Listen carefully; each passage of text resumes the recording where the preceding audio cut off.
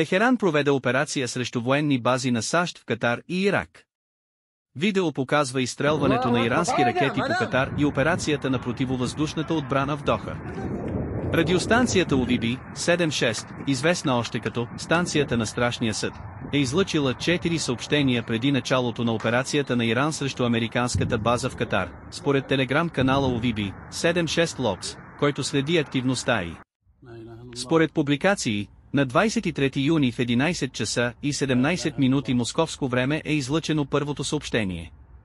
В 12 часа и 33 минути радиостанцията излъчи второ съобщение, а вече в 14 часа и 25 минути то бе последвано от трето такова. Последното съобщение беше в 15 часа и 40 минути. Около 20 часа иранската държавна телевизия съобщи за началото на операция срещу американската база Ал-Удейд в Катар.